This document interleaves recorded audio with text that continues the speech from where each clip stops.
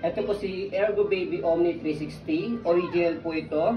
Okay, so may kasama po siyang hood. And then may kasama po itong pocket. Okay, so pwede lagayan po ng food or ng cellphone po.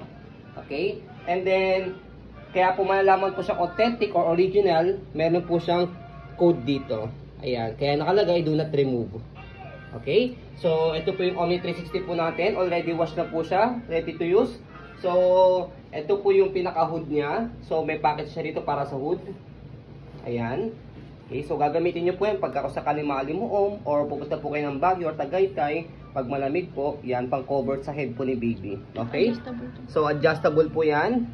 Okay? So, meron ditong button. Yan, butones. Ibubotonan si po rito yan. Okay? So, yan. Ito po yung packet niya. So, ditanggal po yan. Yan. Yan. Okay? Pwede nyo tanggalin, pwede nyo ikabit. Depende po sa inyo. Ayan. Okay? So, sa likod niya, ayan yung likod niya. Okay? So, ito, tinanggal ko lang yan. Sa hip po ito ng parents. Yan. Adjustable po ito. Yan. Depende po sa hips po ng parents po. Ayan. Okay? So, ito po yung waistline po. Okay? So, yan. Okay. So, ito po by the way yung zipper po sa support po para sa shoulder ng parents po na mag-carry po. Okay. So, yan.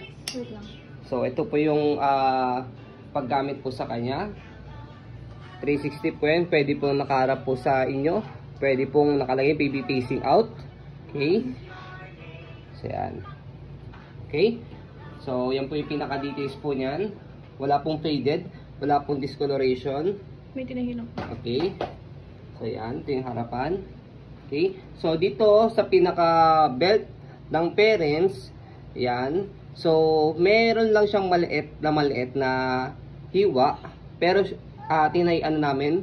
Okay. Para po, gagamitin nyo lang po siya. Sobrang liit lang po siya na can-affect po sa performance po ng carrier po natin. Okay. Again, ito po ang Ergo Baby Omni 360 po natin. So yun po. Maraming salamat po. Have a nice day and God bless po.